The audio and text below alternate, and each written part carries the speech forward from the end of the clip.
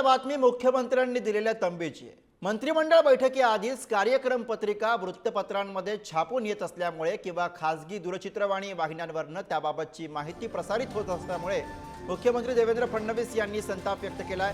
कार्यक्रम पत्रिकेची माहिती बैठकीआधी बाहेर फोडू नये अशी तंबी फडणवीस यांनी मंत्री आणि त्यांच्या कार्यालयांना दिली आहे। तरीही हे प्रकार घडल्यास संबंधितांवरती कारवाई करण्याचा इशारा फडणवीस यांनी दिलाय। व्हायच्या आधी काही लोक अजेंडा छापतायत, ही चुकीची पद्धत आहे आणि मी मंत्र्यांना देखील सांगितलेलं आहे की आपल्या कार्यालयांना सांगा, अन्यथा मला कारवाई करावी लागेल। कॅबिनेटचा अजेंडा हा त्या ठिकाणी पूर्णपणे गुप्त असतो, त्याचीच शपथ आपण घेतलेली आहे।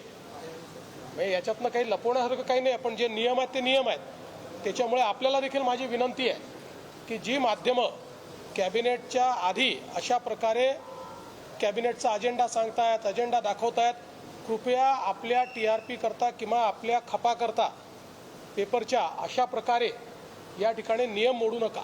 बरोबर आहे, मुख्यमंत्र्यांचं काय चुकलं नाही त्यात। खरं म्हणजे प्रत्येक मुख्यमंत्री या सूचना देत असतात, परंतु आता त्यातले फितूर हा शब्द काही ठिकाणी वापरला आहे की मंत्रिमंडळात फितूर आहेत का? फितूर म्हणजे कोण?